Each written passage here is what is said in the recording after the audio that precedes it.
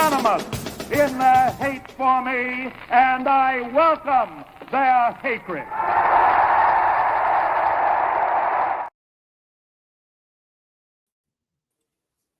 What is up, everybody? This is Hater Radio. My name is Chris McLean. I'm here with my co-host, Ian Gibson. How are you, Ian? I'm doing good. Hurricane or not, I'm ready for this weekend for college football. Yeah, so got to mention it first because it's going to happen in the next 24 to 48 hours, this event. So, I'm wearing my St. Pete shirt to think about you guys in the Bay Area. So, it's, I lived through it for 34 years or 33 years, and it's not fun. It definitely isn't. My parents' place in Brooksville, when I lived with them before I moved out to LA, they lost 40, 50 trees that got down. So we had to take care of them. So it is tough to recover from storms. And that wasn't even a direct hit necessarily. That was like a weaker hit in 2017. So, this one, there's a lot of storm surge allegedly, and there's it's pretty severe storms. So just be careful, everyone. If it seems like it's going to be worse, and if you're in the direct path of the storm, please get out of there. It's not worth it to stay there to potentially, I don't know what. If there's ever a chance to get out, you should get out. Okay, so let's move on to what we're here for, which is college football. This is the preview show. Every Wednesday is the preview show that we air at 8 p.m. Eastern, 5 p.m. Pacific. It is on YouTube, Facebook, Instagram, and Twitter. So you can find it there on those four sources. For YouTube, it is at Hater Radio to find it there. For Facebook, it is Hater Radio CFB. For Twitter, Instagram, and TikTok, it is at Hater_Radio. Ian, what are your socials before we begin? Yeah, at Instagram, YouTube, and Twitter, it's at G_Gator_G. Nice. Okay, so let's begin with the show. So, not a crazy amount of big games, but there are a couple of heavy hitters. So we'll get into them first with this first game on Friday, Virginia Tech, Miami. Ian, I want to hear your thoughts on this matchup because I don't know too much about Va-Tech. I only know that they lost or beat Vanderbilt by the smallest of margins in overtime. But what are your thoughts on this matchup? Yeah, so Vandy is defensively has been struggling a lot against the pass this year. We saw that when they lost to Vanderbilt, and even last week when they lost to Rutgers. Yeah. They have played Marshall and Old Dominion. Those are their two wins on the year so far. And they put up 30 points and all that. King Drones, the starting quarterback, he's very erratic when it comes to the passing game, but he's definitely the catalyst for the team offensively as well. So he very mobile, very good to make a play happen, but you've seen a lot of times he's trying to force too many plays in, especially when it gets down to the wire. He tries to, just make too much out of too little. And on the other side, you have, Miami, who, has been mowing through teams that they're supposed to.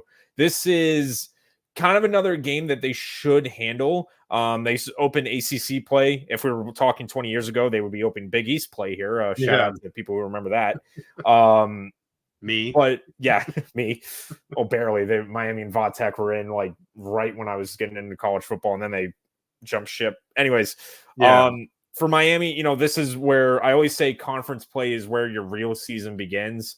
And sure enough, they play Va-Tech, and then they have, the outlook of the schedule.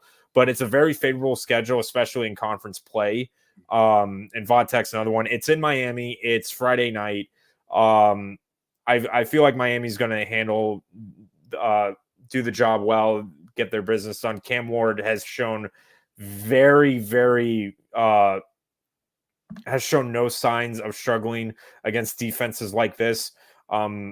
Passing, they've been Va-Tech's passing defense has been okay, but rushing they've struggled, and especially if you're playing a mobile quarterback like Cam Ward, it's going to be tough to stop. So I'm going to take the Hurricanes winning this one. I'll go with let's go 38-17 Canes.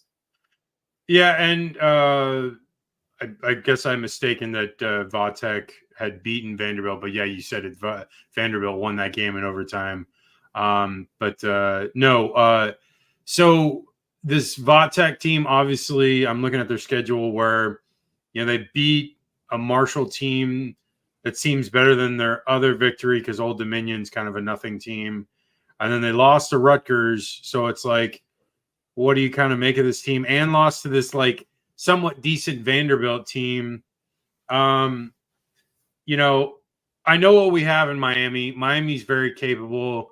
More than likely, if they take care of business the rest of the year, they're a playoff team, which seems likely. They only have Louisville on their schedule. They don't have Clemson, but they do have an ACC championship game, which could keep them from getting one of the 4 byes, which honestly would be kind of a detriment because if they don't get a bye, then they have to host a home playoff game, which they don't have the best environment for the home experience. So like most of those teams would probably, treat it as a home game.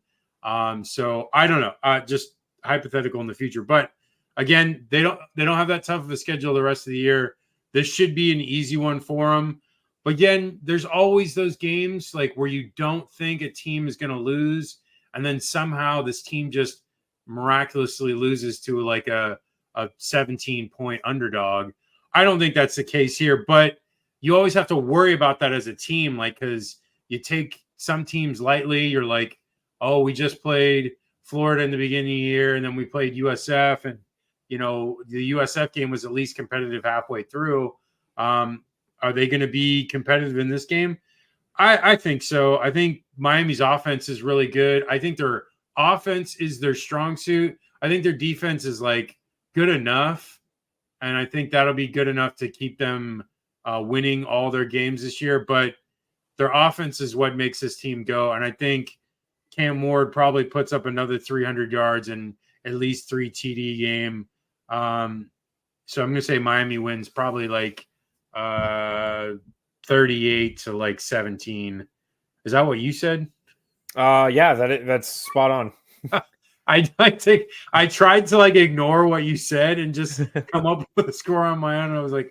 And I just came to that, but it might have been like subconsciously hearing that, and I just put that in my head. But that's what I was going to go with anyways, because like that's what they have been typically scoring, and I don't think that Vatek is going to score that much anyways. Okay, moving on. Kentucky Ole Miss. I put this game on here because it's Ole Miss's first SEC game, which they have such a cake schedule to begin their year, and but this Kentucky team did take Georgia to a 1-point game deep into the game. It ended that way. It was like for almost the whole game. They were leading for parts of this game against Georgia, and so this Kentucky defense is for real. Like it kept Georgia in check. Can it keep Ole Miss in check? I think they can, but I think Ole Miss is good enough on defense to prevent Kentucky from doing almost anything. So I'm going to say it's going to be like a 24-10 game, I'm thinking. What do you got, Ian? Yeah, and I think defense is really what it's going to come down to, because as everybody marvels at Ole Miss's offense, and rightfully so, it's the number 1 offense, not only the SEC, but the country right now. Yeah. Their defense has been in the top 25 as well. It's one of the best ones in the SEC. Now, credit, I'm going to put an asterisk on that because they played nobody. Yeah, Furman, Georgia Southern was last week, and Middle Tennessee Forest. And Wake. Yeah, so I'll give them that. But the one thing with Kentucky, and we saw this, is that their strength on offense has been the running game. They obviously rely on the run, and then they set up kind of like a poor man's Georgia offense. They set up, the run for the play action pass. But the thing is that Ole Miss has done very well this year to stuff the run up the middle, and that's particularly where Kentucky attacks. So with that, as good as Kentucky's defense is, and I think this is actually going to give Ole Miss a scare. I think there's too much firepower from Jackson Dart and the Rebels that I just don't think Kentucky can keep up late into the game. So I'm going to go Rebels winning this one. I'm going to go, let's go 35-19. Yeah, I mean, it seems like Ole Miss is, I don't know, they just had the schedule that's really soft. So it's like, it's hard to truly tell how good they are, but we know from the last 3 years that they are good offensively and that they're going to be able to move the ball against 90 to 95% of the teams in the country. It's just really when it comes to games like Alabama and Georgia, do they struggle?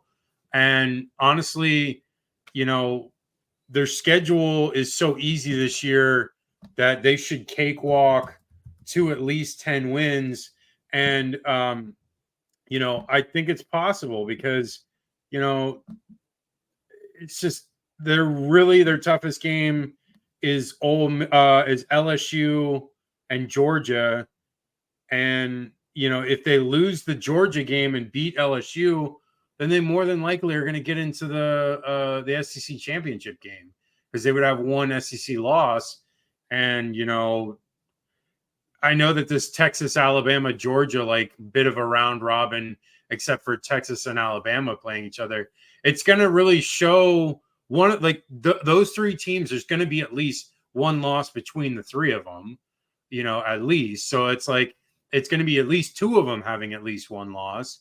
And so it's like, you know, there's a chance that, you know, Ole Miss could get into this thing. And it's interesting. I mean, I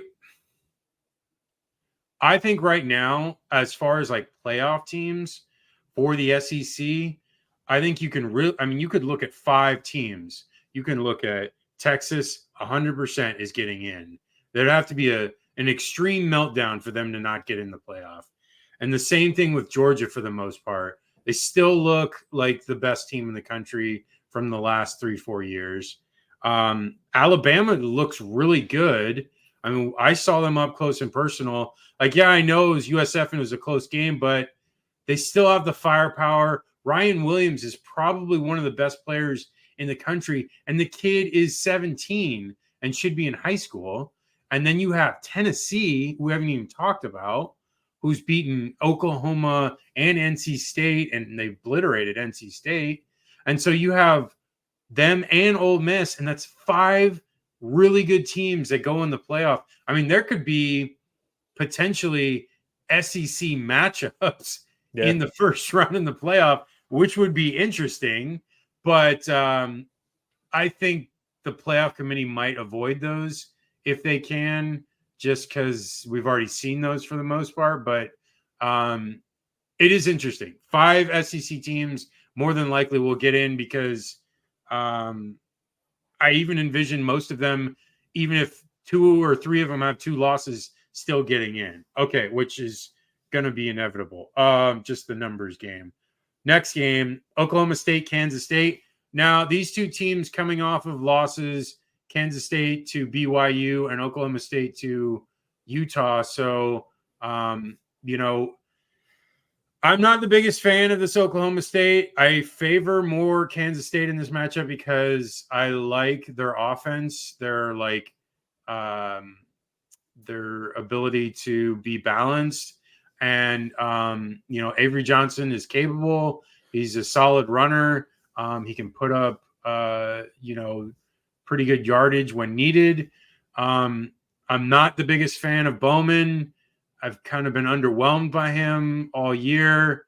They got lucky in that Arkansas game. And, you know, that Utah game, Utah was in control the whole time. And it's just, I don't know. I feel like Kansas State is the better team here. I feel like it's in Manhattan, so Kansas State should get the win.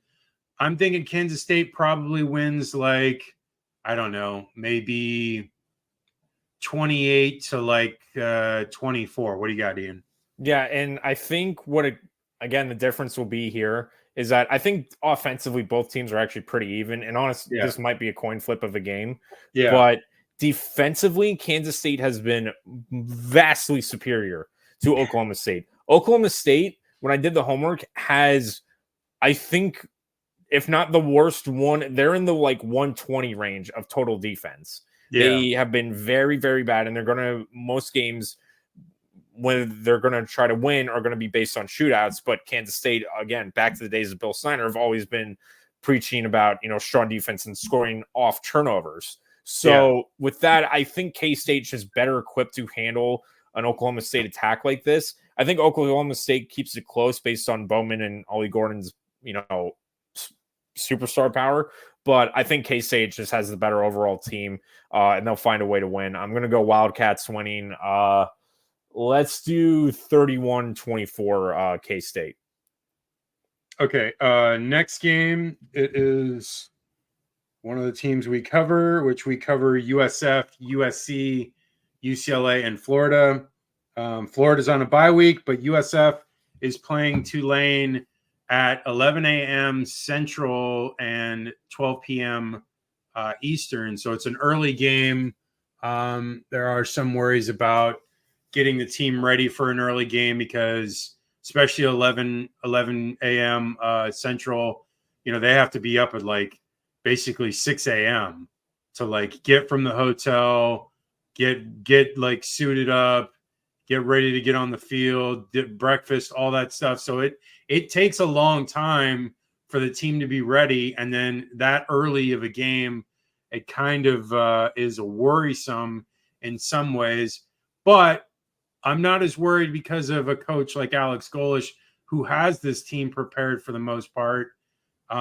Alex was really pissed after that Miami game, and it was a real shame, because, USF was in there at halftime. If they had scored that field goal or a touchdown before half, maybe it's a little different.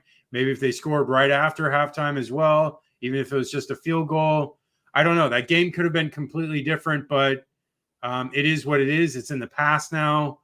They have a chance now to start their conference slate against Tulane with a win, and it's going to be tough. I want to hear your thoughts before we go. But Ian, let me tell me more about your thoughts on the Miami game because I didn't include them in the recap the other day. I want to hear your thoughts on the USF Miami game. Yeah, I'll keep it brief. But when I was watching the game, it was eerily similar to the Bama game where they were hanging with them, but it was at like some point the switch was flipped and it just went all Miami's way. Yeah. And I think the point they brought out was when that field goal was missed. And this is one thing that is on Golish. You have to be starting Dramatica now for the rest of the year. You cannot Nico, you cannot be doing this whole, under 30-yard specialists in front. You need to have a kicker that can just hit it wherever because they get, cold and they get, it just isn't good for a team to have something like that. And after that, Miami showed how good they were. And honestly, it came down to it where, yes, they lost and they lost bad, but Miami's just the better team. And there's nothing they can do about that right now. Yeah, no. So with that, I will say second half play calling, they try to hit way too many home run plays. And when you're in that situation, you need to tell Byram to just be like, look, we're going to give Atkins on slant routes, curls, something to give you guys space to breathe, to get open, instead of throwing it into triple coverage like 50 yards down the field. You're not going to win a game like that. So second half wasn't as encouraging because they literally were just throwing anything at the wall to see what would stick instead of what seemed like having a game plan to attack. And it's against Miami. I get you kind of have to do that when a team you're just outmatched like that. Yeah. But it was something I was hoping to see better of was the play calling. But I'm more of that game. I knew Miami's just the better team right now. And again, there's nothing to be ashamed of that. It's just the facts. But how you respond to this is going to be very important. I said it before in the show. Your season starts in conference play. USF has everything to play for still this week, and it does not. It's not a cakewalk welcome in. You got to play one of the toughest teams in your conference, and a team you're going to have to beat to win it, regardless. So I believe Golish will, be like, look, we're factory resetting the first 4 games. Bethune-Cookman, Bama, Southern Miss, and Miami. Those games didn't happen. This is the season now, because what you were playing for is that conference championship, and you're only going to win that with conference wins. So at least with the Miami game, it sucked, but it wasn't, they still have everything in front of them. Yeah, and honestly, outside of the Tulane and Memphis game, it's a really soft schedule. Like UAB, FAU is struggling mightily. Navy, Charlotte, Tulsa, Rice. Like the back half of the schedule is really soft. And so they have to buck up here, and they've got to win these 2 games, at least split. Like minimum, they have to split with Tulane and Memphis, because they cannot lose both of those games. Losing both of those games pretty much denies them the chance of getting to the AAC championship game. So they have to win these 2, or at least one of them. And I feel like they can at least win one of them. This Tulane team, with Mensa, I've watched them play a couple of games, and Mensa is very capable, and their offense is not terrible for sure. It's, in the games I've seen, they were going up against way more high-powered teams than they were in Kansas State and Oklahoma, who have way more talent than they do. But Tulane stayed with them, and Tulane almost beat Kansas State. They probably should have beaten Kansas State, except for a few plays here or there. It went to overtime, and the Oklahoma game was close at the end. But I don't know. I don't know what to make of this team. It's in New Orleans. It's going to be tough. I feel like if Byram can be Byram, they should win. He went out of the game against Miami in the 4th quarter. I don't know. Give me your prediction, and I'll give mine after you go. So I think it is going to come down to the passing game for USF, which has been good, but not great, not what we're expecting. And I think, again, it's just, you're going to have to, make more high percentage plays happen to win a game like this. Tulane is, I think, up there in defenses in the AAC. I know they have one of the best passing defenses in the AAC. So you're going to have to find a way to just get more high percentage plays. Not every play has to be a home run. Like I said, I want to see more of, running play, like using, Kelly Joyner, Naquan Wright, using them on read option plays, get them off balance defensively, and make it like, if USF can make plays where it's like 3rd and manageable, they'll be in good shape. But that's going to come down to play calling. You can't just call 4 verticals every time and expect somebody to be open. So I think that's what oh man, it's tough. It is tough. This is a very close game. And like you said, Tulane's defense is not a joke. They're definitely a solid defense, played 2 really good opponents and held them in check for the most part. They've only allowed 341 yards of offense average a game. So I don't know. What are you thinking? I think I'm going to, based on Tulane's, they've been in, those games, even though they lost to Oklahoma and K-State, those teams, they put up a better fight. So I'm going to take Tulane winning in a close one. Yeah. I just think with, especially defensively, if USF can limit penalties, they'll be okay.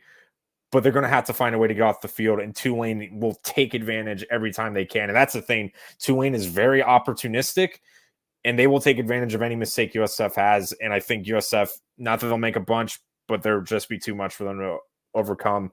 So I'm going to take Green Wave winning. I'll go with let's go 31-27.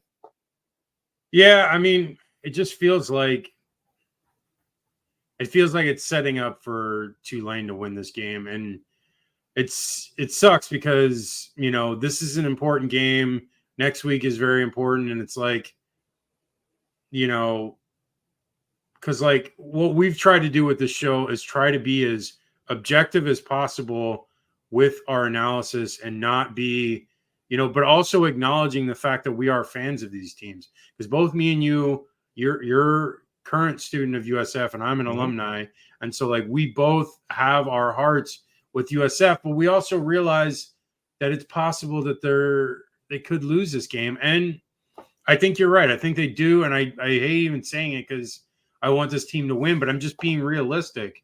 Like it's in New Orleans. It's an early game. They've had 2 matchups against really big teams and they've kind of faltered.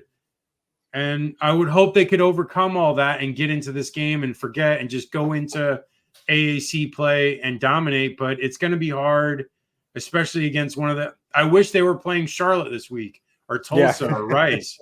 Like that would be so much better than playing the best opponent they're going to play all year in the AAC. But this is the reality. The last thing I did want to say was Schuler, the linebacker for USF, looks like as of today is being projected as going to be able to play this weekend, which is a huge boost for the defense because he's definitely one of their best linebackers. And I just still feel like it probably won't make a huge difference because he's not going to play the whole game. But so I'm going to say Tulane wins probably like, I don't know, probably 30 to like 25. Okay, let's move on. We got Wisconsin and USC. Good old Wisconsin. My buddy Matt is a huge Wisconsin fan because his family lives in, I think, outside of Milwaukee. I can't remember. I know he's in the Midwest a lot because he grew up in Chicago, but then they moved to Wisconsin and in a more rural area. And then he lived in Minnesota at a time. And I think he even lived in Madison for a period. But their family is obviously big Wisconsin fans, but his wife, our friend Jessica, is a huge USC fan. So Matt's family is all coming in and they're all going to the game on Saturday. So should be a lot of fun. I have to work, so I'm not going to be able to go. If I didn't have to work, I would have gone. But no, should be an exciting game. I feel like USC is going to get on the right track here. I know in the game against Michigan, they struggled to put up a ton of points. Michigan's defense really, I don't know, it did some things to disrupt Miller Moss, and so he wasn't as effective as he could be. He still had a really good game regardless, and they were leading into the fourth quarter, and they had a chance of winning it. They just couldn't make the stops on defense, primarily huge runs where I don't know if you've seen some of the stuff on Twitter, but there was a lot of screen grabs from USC fans showing the holds and a lot of the penalties that happened. But you can't blame that because Michigan won. It was a road game. So whatever, this is a home game for USC. They got a chance to get over that, which I think they will. I don't really like this Wisconsin team. They got smoked by Alabama 2 weeks ago. And I feel like USC is going to do the same. I think it's going to be a similar score, like a 35 to 17 game. And I think USC defensively is going to be able to hold their own, which I think that's what, Wisconsin is probably going to have to worry the most about, is because they probably feel like, oh, we could, move the ball on them. But really, Michigan barely did outside of 3 or 4 run plays. And I think if they can eliminate the explosive play, I think USC can get back to the form they had the first couple of weeks, which I think they will. And I think, like I said, 35-17. So Ian, what are your thoughts? Yeah, and doing some homework, and now this isn't totally like verified, but I did do some homework on Wisconsin, especially going on the road into the West Coast. And what I found out was that through their history, they have not won a road game against any team west of Texas since 2009, and that was against Hawaii. Wow. So now they have to go all the way to LA, shorter travel than Hawaii, but historically they have not done well going west or east of, the Big Ten. So I think USC keeps it up. I think they, learn from the Michigan game. I know they should have a better attack against the Wisconsin defense than the Michigan defense. So I think Wisconsin or USC will win. And I just don't see enough from Wisconsin, especially offensively, to keep up. So I'm going to go Trojans winning. I'll go with a 35-14 win for SC. Okay, hold on a second, Ian.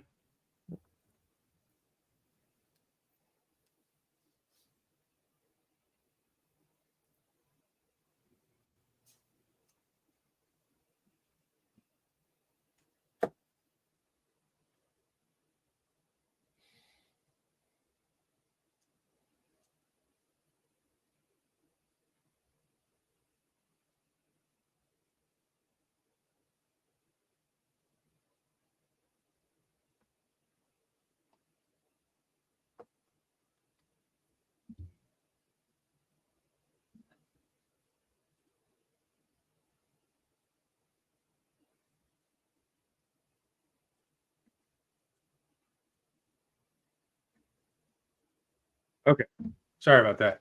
Okay, so yeah, and like you said, it's one of those teams where it's like Wisconsin is such a like prototypical Big Ten team. So, if they come up against an offense that can put up a lot of points, it's they have a good defense usually the last several years, but it's like if they go up against a team that can put up a lot of points, they struggle. And so that's what like I said, I think that's going to be the case here. So let's move on to Louisville, Notre Dame. Interesting game because Louisville's undefeated. Notre Dame has that loss against Northern Illinois. Louisville, pretty decent on defense, only allowing 268 average so far this year. But on offense, they're around 502 a game with Sluck. Or God, I just found out how to say it, and I forgot. I think it is Sluck. I can't, dude. I literally found out the other day how to say it because I heard someone say it, and I had it saved. Let me see if I have it saved on here. Tyler Show, the quarterback for Louisville. Shuck. Sorry, not Sluck. Oh. Shuck. That's how you say it. I know that it looks weird, but it really is. From, when he was like the backup at Tennessee. No, he's the guy that was at Oregon and Texas Tech. Oh, really? Yes. Oh, okay. Dude, that's how long ago this guy's been playing. Jeez. I'm not joking. Like, where did I thought I had it in here, but I guess I don't. No, but he is he's definitely been around forever.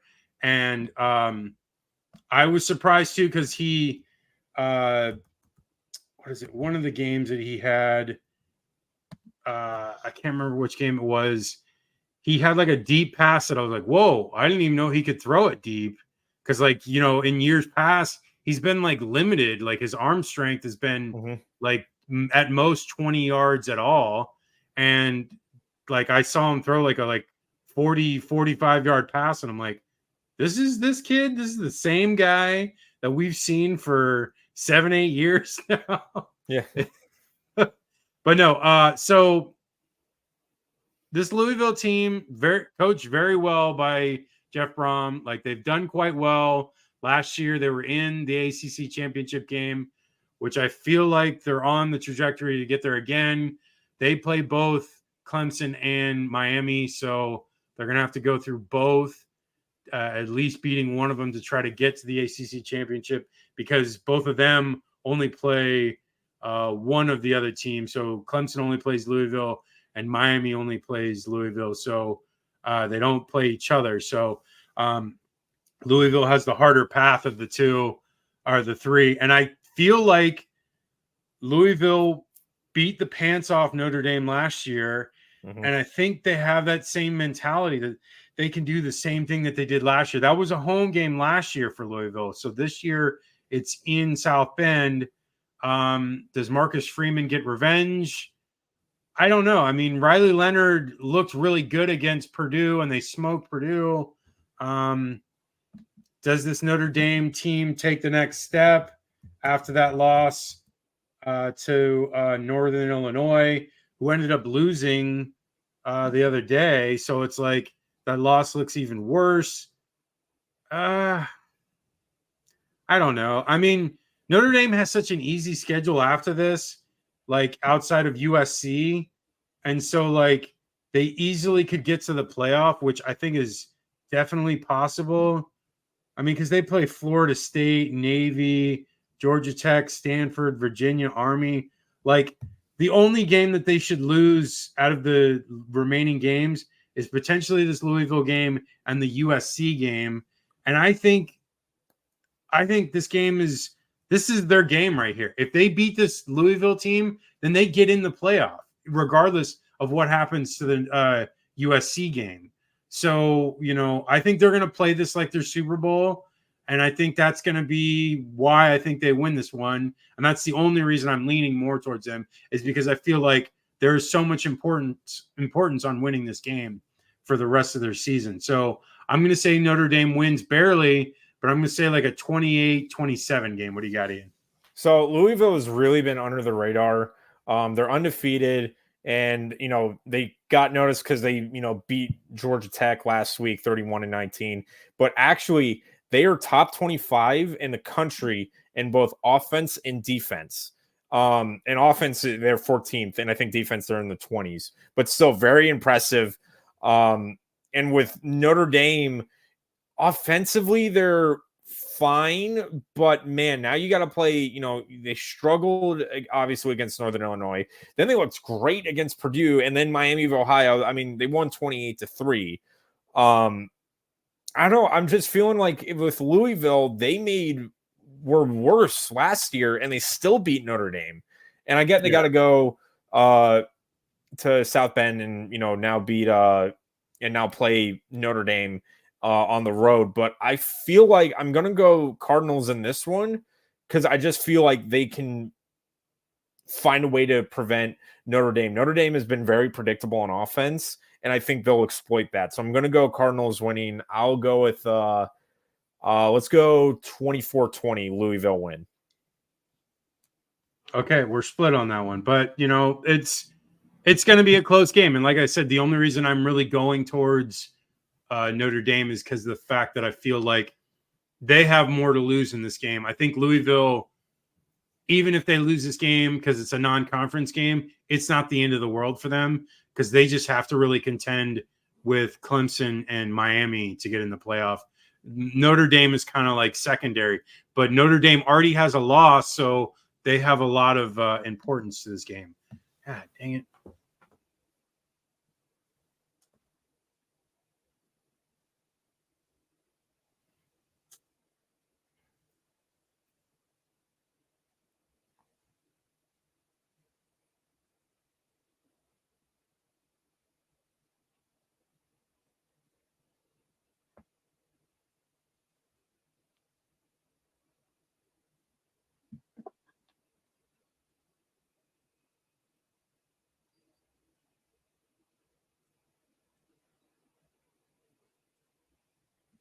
Sorry about that. Okay. Next game, Arkansas, Texas A&M. I just put this on here because I feel like Arkansas is being undervalued right now. And, they smoked Auburn. I feel like they could beat this Texas A&M team, because I'm not the biggest fan of them. I know they beat Florida, but that's looking less and less impressive as we go on. So I'm going to say Arkansas wins this one. I like their quarterback. I'm going to say Arkansas wins like 31 to like 20. What do you got, Ian? Yeah, I agree. I think Arkansas, because A&M hasn't been overly impressive. Yes, they beat McNeese State. They had a tough loss against Notre Dame. They obviously beat Florida, but then they struggled really bad against Bowling Green. Like, it was not a pretty win at all. But Arkansas, they've looked much better this season compared to last. They had a tough loss against OK State, even though they really outplayed them. Yeah. It got close with UAB, but then they, jump on a really struggling Auburn team. And this is the thing: A&M and Auburn offensively are still figuring things out, and I think Arkansas will take advantage of that again. So I'm going to go Razorbacks winning. I'm going to go Arkansas beating A&M. Let's see. What's in Jerry rolled? So let's go 29-23 A&M. Or Arkansas, sorry. Yeah, it is. It's weird. The NCAA website has it as at Texas A&M, but I thought it was at Jerry's World, but they didn't denote that it was at the. I mean, it is in Texas, so they're not totally wrong. Yeah, I guess. Okay, moving on. Colorado, UCF. What are your thoughts? And then we'll move on this one quick. Yeah, first of all, Colorado, holy cow, that was insane. That was seriously like miracle at Michigan level of a victory last week.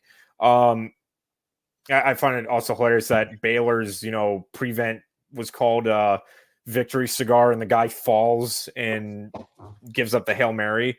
But both of these teams, so man, with UCF and Colorado, they're actually more similar than I think a lot of people realize. But UCF's offense is top 10 in the country, and I think they're number 1 in the Big 12 right now. And that goes to KJ Jefferson. We know how good he is and how much of a monster he is. And with Colorado, they have struggled mightily on defense. I still think they're on the low end of the Big 12 ranking in defense. And on offensively speaking, without Hunter and Sanders, again, it's been very So I'm going to take UCF winning this one. I just think UCF is better equipped in this game, especially Colorado. I don't know. That was one I should have looked up, but I know they don't have the greatest record going into Southern environment, like anything south of the Mason-Dixon. It's not the best record, not including bowl games. But I think UCF wins out in this one, mostly by KJ Jefferson. I'm going to go 35-25 Knights.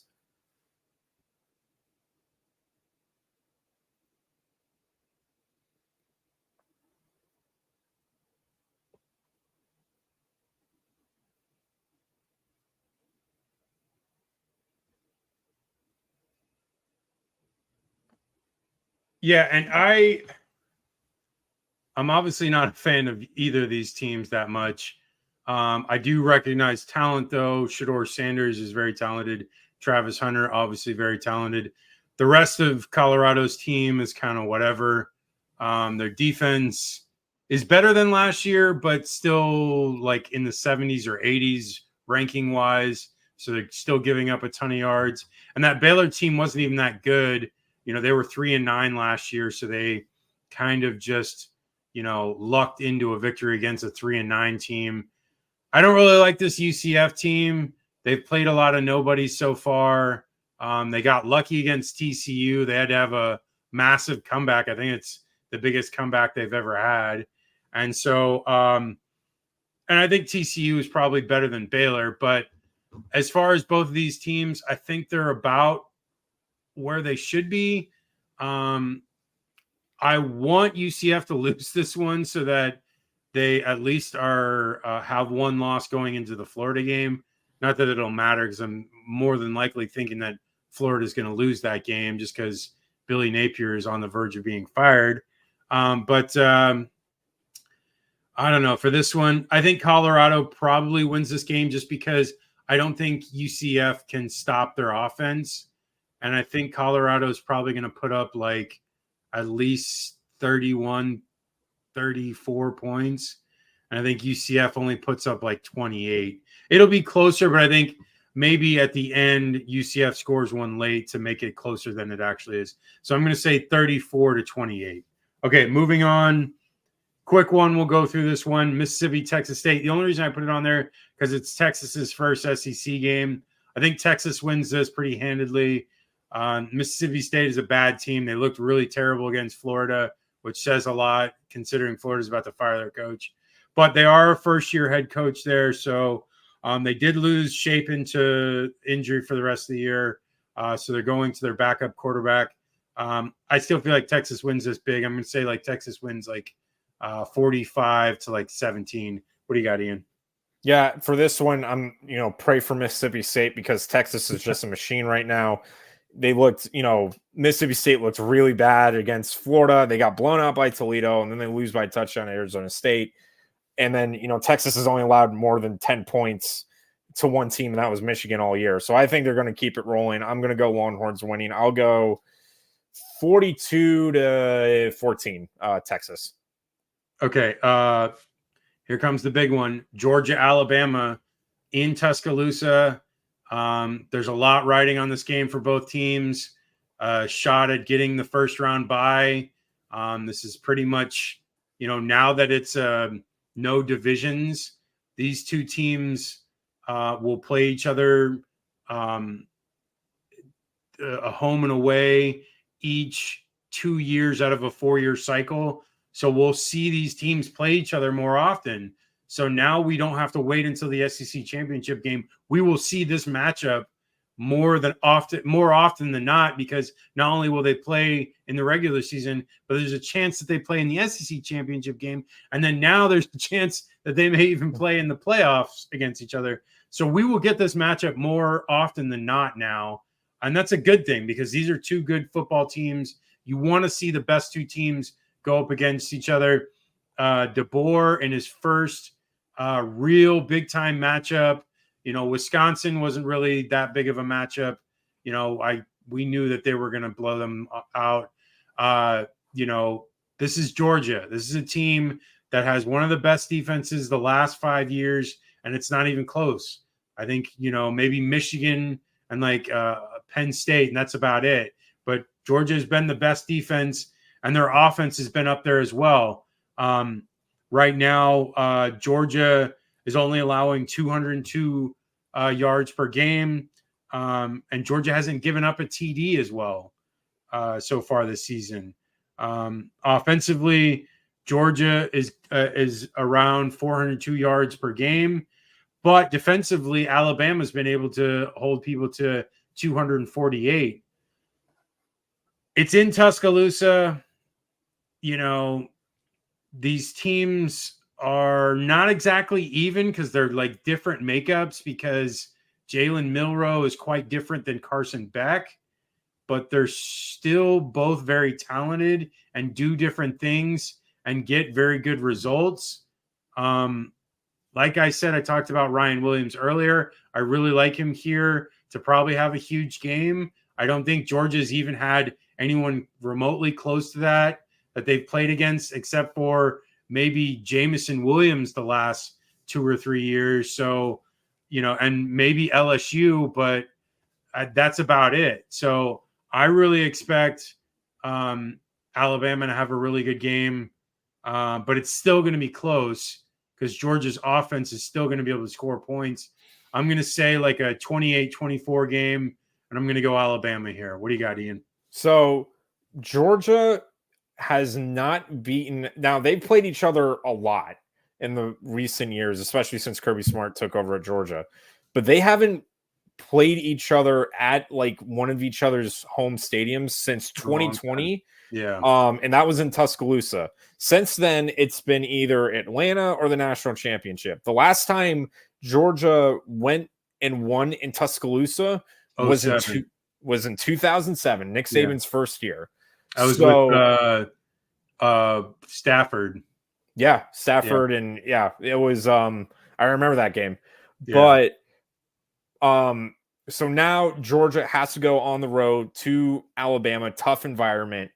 It's tough to call because both the teams are very good.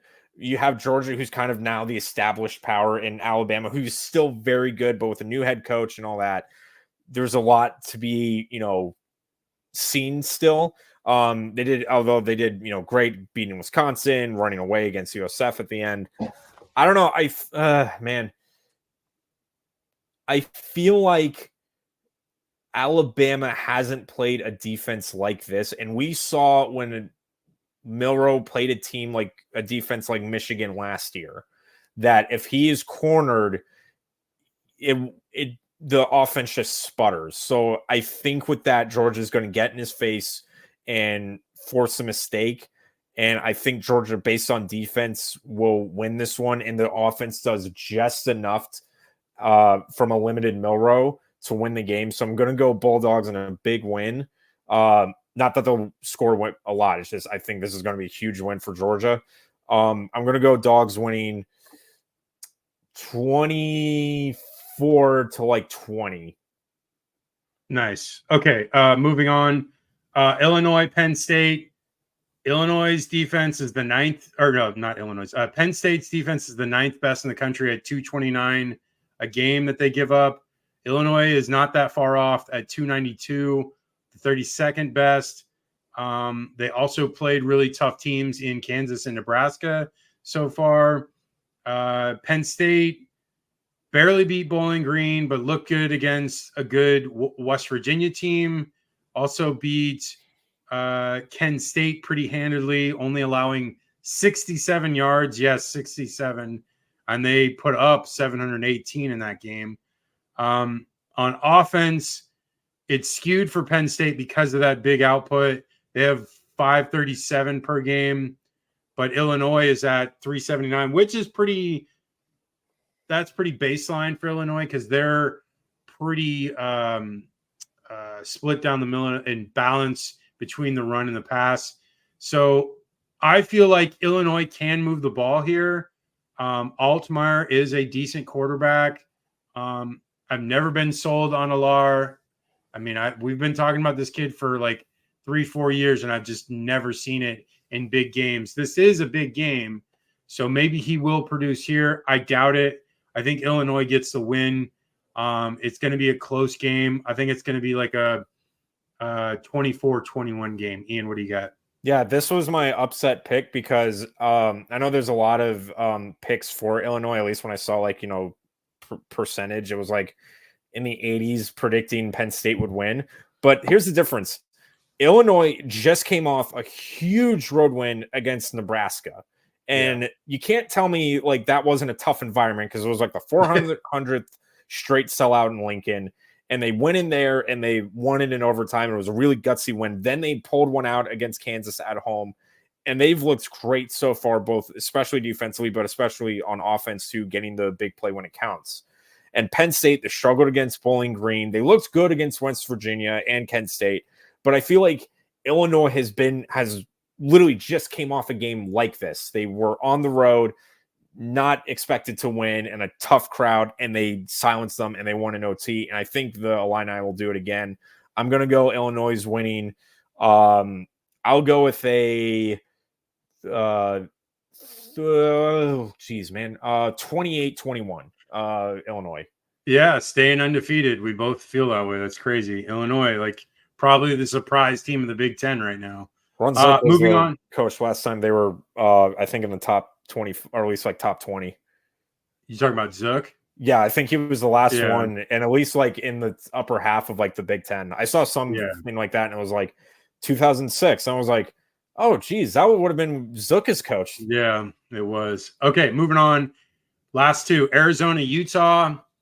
I feel like Utah should get this win, but Fafita is a very strong quarterback that we've kind of lost track of because they had a great year last year, but this year they've kind of got off to a rough start.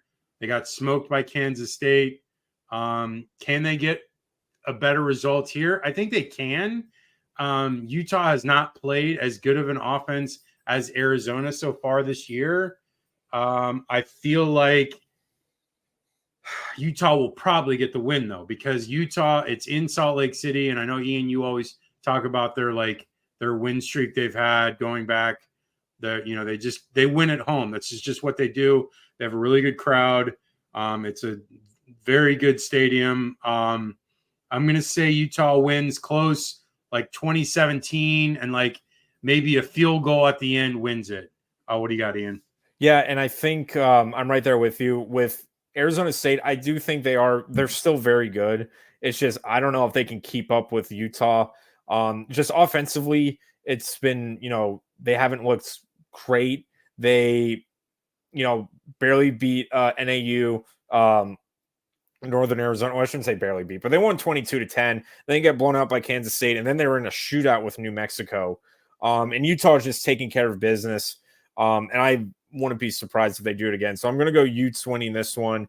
It's in, it's in Rice-Louis Stadium. It's at night. I think that's Utah's, it's Utah's to lose. So I'm going to go Utes winning 31-19.